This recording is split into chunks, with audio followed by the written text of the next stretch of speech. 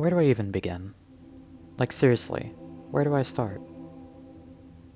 I guess I can start with what I enjoyed.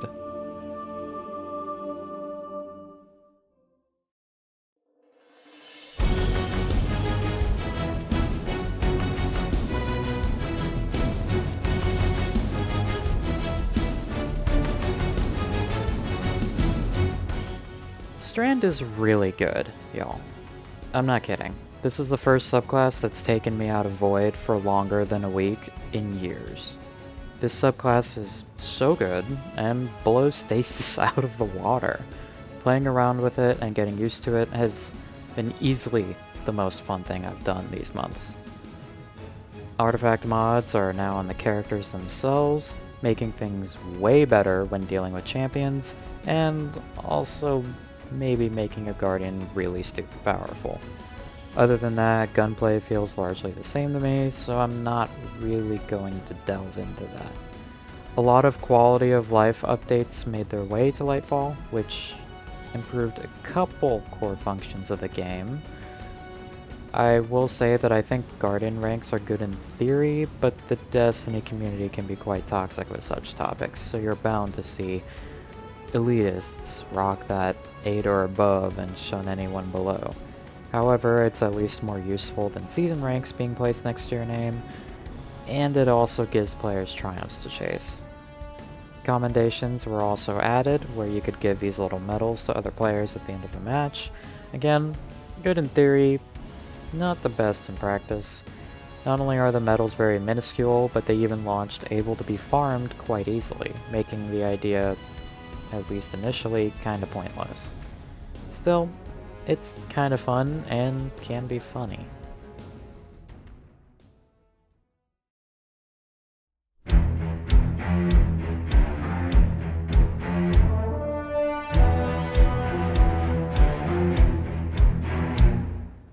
Neomuna feels empty. I don't know how to really describe this accurately. It's a cityscape where you're only on the outskirts. Verticality is astonishingly little, except in very specific areas, and all of the civilians are plugged into the Matrix with arguably worse moral ties, thanks to the thing that it's hooked up to. The enemy density is there, but it doesn't feel like an active war zone. If anything, it feels like your standard patrol zone, but with more artificial difficulty. Lost sectors are fine, the Vex incursion zone's a pretty good weekly cycle, and terminal overload can be really fun in short bursts. However, one downside to terminal overload is that it kills all other enemy spawns until it's activated. This doesn't help Neomuna feel lively. Partition activities, which are based on the incursion zone, are fun little activities that each have unique aspects to them. Though I haven't played them much overall, I have gone through each and enjoyed them, except for the fire stomp that 2 of the bosses have. I will actively deduct points if an activity has a boss with a fire stomp. Containment. Lightfall features only one strike, Hypernet Current. It's alright, and it has some banger music, but overall it feels a little underwhelming up until the final boss. And the fact that it's the only strike also makes it feel kinda lonely, even with the inclusion of Defiance's battlegrounds. Lightfall's campaign experience was quite interesting. Unfortunately, I still haven't done Witch Queen's campaign on Legendary, so I can't really compare here, but Lightfall's campaign was not as hard as I thought it would be. However, Legend difficulty aside, the Strand sections of the campaign felt awkward most of the time, and were very limited due to it being not even the basic version of Strand you get at the end of the story. Furthermore, the Strand sections culminate in Headlong, a mission that goes from interesting to hell real quick.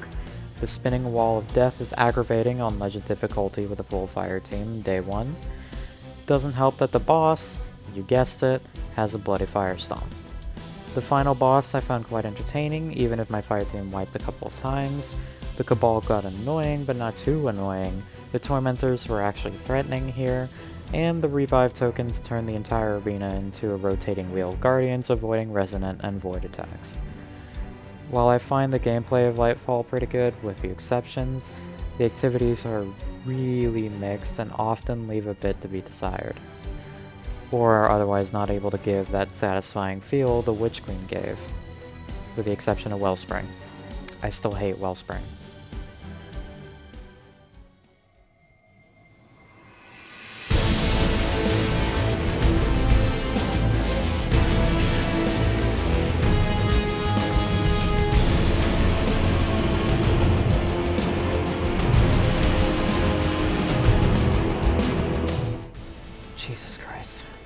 Okay, so the Pyramid Fleet, an eldritch primordial fleet of fragments controlled by the universe's most powerful demigod, the Witness, is here. They're they're here, backed up by Cal's Shadow Legion, which somehow got 1,000 ships. Don't say cloning because the clones are actually a minority here. Thanks, Keitel. Anyway, the second collapse is here. Big shit is going down. And then the Witness sends Callus off to Neptune and we follow him. The entire rest of the campaign is on Neptune. We do not once leave. Alright, so I'm gonna have a separate unscripted video about all this and Defiance's story later, but I'll bridge it right now and give some brief thoughts. We hitch a ride on Callus's forward fleet, mess things up, and counter a Tormentor. There's next to no lore for them, by the way, and we still do not know what they are. And then crash land on Neptune. Holy shit, there's a city there. It's called Neomuna, and it is the 75th neon city you'll see this side of 2010. The only difference is that it's made loosely with Braytech assets, and has 2 protectors who live for about as long as your average rabbit. Osiris is also there, because we followed him. The Veil. What is the Veil? Good question. You'll find out in a couple days. This was 3 months ago, by the way. Anyway, the Cloud Striders, Rohan and Nimbus, say not to worry about it. But we go and try to secure it anyway. Oops. Looks like 2 giants, 1 lightbearer, and an old man can't stop a whole ass Cabal army, and Callus captured the Veil first. Well, the area around the Veil. So we go to attack Callus. Oops, he set a trap for us because it's his own damn shit. His daughter, Keitel, helps us get out, gives New Lights a brief summary on Callus, and then we decide to reboot Neomuna's internet. We turn the power for the Cloud Arc off and back on again, and get out before the Cabal detonate the building. Well, only part of it, because we go to the same spot later and it's just fine. Then we mess around with Strand. Get a hernia for some reason. Osiris has a conversation with Rohan that absolutely could have been used for some thematic setup between us and the Witness. Then Callus tries to link this thing called the Radial Mast, we don't know what it does either, to the Veil. We stop his Val, Carl, with Strand, but then we get heart palpitations before we can use it on the Radial Mast. Rohan detonates himself to destroy it, which somehow works since the Radial Mast can't be destroyed by conventional weapons. Nimbus doesn't get sad about this until after the campaign, so don't worry about them. We do Hypernet Current. We have a training montage that definitely feels like it belongs. And then do Headlong, where we finally master Strand. Now you may be asking, what importance does Strand have to the plot if we're spending so much time on it? You use it to destroy boxes. That's it. There's nothing else there. It's somehow more useless than the Super Javelin from Warmind. After the pain of Headlong, we finally go to defend the Veil from Callus. You'd think that getting down to the Veil's chamber would tell us what it is, right? No. Anyway, Callus busts his way down there, and we kill him. Then the Witness possesses our ghost and links the Veil to the Traveler anyway. Then the Witness reveals what it's been doing. And that it's been, in fact, sitting there for 3 to 4 straight days, before carving a triangular-shaped hole into the Gardener's flesh and going through it with the Pyramid Fleet that's there. In terms of storytelling, this is about the worst expansion story we've gotten. Warmind is probably still worse, though, especially given how close we are to the end. Can you imagine? You're watching Infinity War, but the entire movie has the tone of Thor: Love and Thunder, with the exception of 2 scenes. And then, when Thanos gets all the stones, he just leaves without even snapping his fingers, and we have to wait until the next entry to figure out what he's going to do with them. That's Lightfall. Moving on.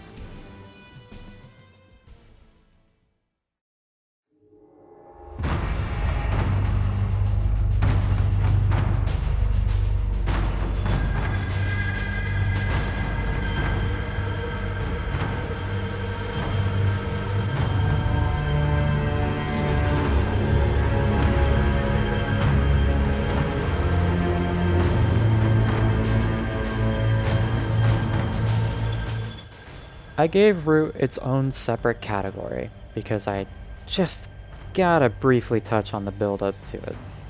See, somehow, when the Cabal let the Taken into the Vex network in Hypernet Current, This allowed the accidentally revived consciousness of Nezarec, yes, that Nezarec, to infiltrate them. How did he come back? Well, Aramis was able to recover his head from the lunar pyramid, because apparently no one took that when they carved his body into a million pieces. And then, when the Traveler fired a beam at the pyramid in the beginning of Lightfall, the light pierced the capsule his head was in and revived him. How this relates to him getting into the Vex network, I have no idea. Anyway, he just starts fucking with you and Yamuna. This does no real damage whatsoever. Then we go to the pyramid and begin Root of Nightmares, a raid about growing a new tree of silver wings inside a pyramid with both light and darkness, but also reforming Nezarec in the process. Then he wakes up, empowered by both light and dark, brought back from the abyss that Season of Plunder put him in, only to fall minutes later.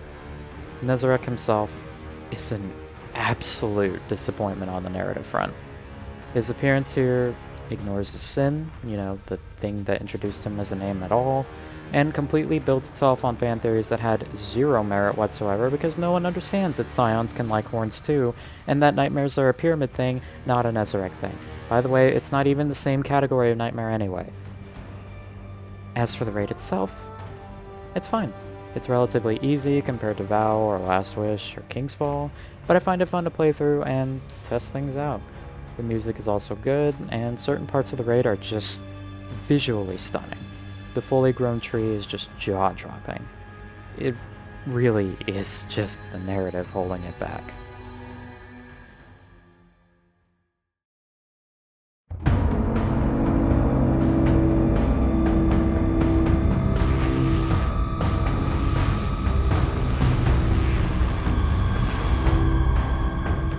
Season of Defiance is about the Witness, a being that wants to wipe everything from existence, capturing human and Elixir citizens for reasons that we are literally never explicitly told.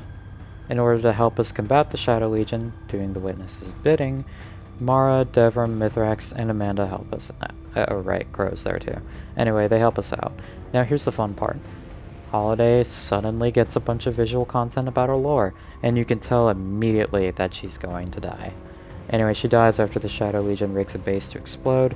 Aramis prevents Mithrax from also dying because she's here too, I guess. In order to get payback, we destroy a single Shadow Legion carrier and pretend it's a big victory because we defied the Witness. That's it. Moving on. Oh, and the farm comes back.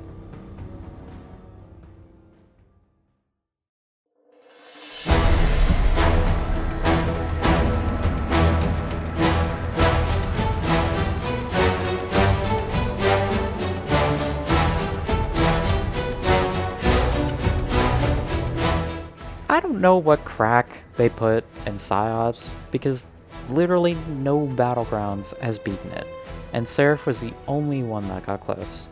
Defiant Battlegrounds are good, and they have really sick locations with interesting mechanics, but I do find them kinda draining to play more than 2 times in a row.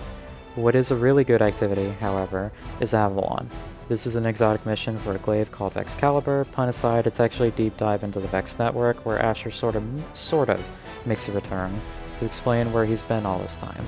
Also, we fight Brachion again. This mission is a pain solo, particularly in one part, those damn wyverns, but it's really fun to do with friends, and the way to get in was interesting. Other than that, I don't really have much to talk about with this season in terms of activities.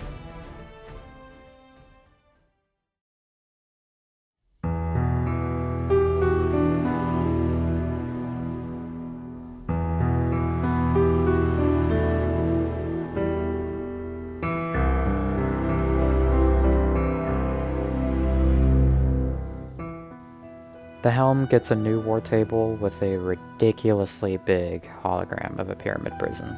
Also, Awoken and Elixir are all over the ship, which has a lot of appeal in my opinion.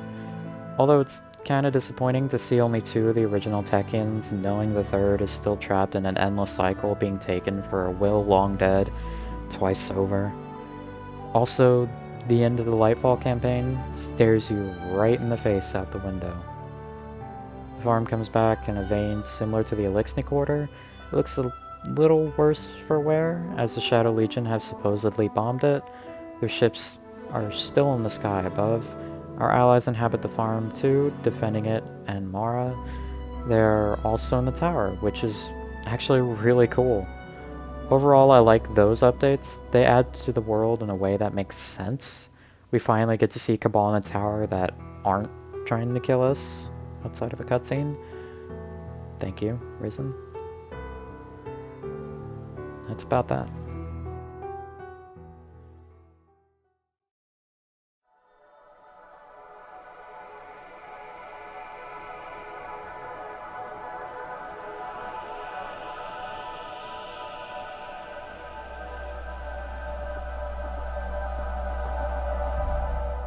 Season of Defiance is a pretty average season that starts off promising but drops the ball halfway through hard.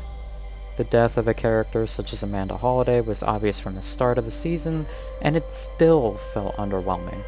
The payback, in quotes, felt like a routine mission with slightly more dramatic dialogue and, like Lightfall itself, ended with a whimper. Lightfall is the penultimate DLC of the saga, and it feels like year one of Destiny 1 with only slightly more narrative cohesion. Neomuna, when looking at its lore, makes no sense with what was set up around it, and that is only the tip of the iceberg. Neptune itself doesn't feel like a war zone, and Strand is not enough to save the DLC's shortcomings. This is my candidate for the most disappointing expansion in Destiny. Yes, even over Shadowkeep and Beyond Light. What was promised was a punch in the mouth, yet the only punch that came to us, it was in the form of narrative quality. What was promised to us through the title alone is the light falling, which the story only just managed to squeeze by with 1 minute and a half cutscene tacked on after our fight with Callus. While the gameplay of Destiny 2 always has the pizzazz that keeps the players hooked, the narrative whipping back and forth for post-Forsaken Bungie between the quality of stories such as Chosen and Witch Queen and the quality of stories like Plunder and Lightfall is extremely tiring. If this is a quality we should expect for the final shape, then this entire saga has been a complete waste of time. Right now, the Red War is the last time that I have felt properly threatened by a villain. I have not given these releases ratings before, but as a person who's heavily invested in the lore and story of Destiny, often over gameplay, Lightfall is a 5 out of 10 expansion, only saved by its better gameplay half. May Season of the Deep be better and turn us back to Witch Queen, or, even better, Season of Arrivals in tone. May the final shape prove me wrong, and that this saga will not end with a whimper. That is all.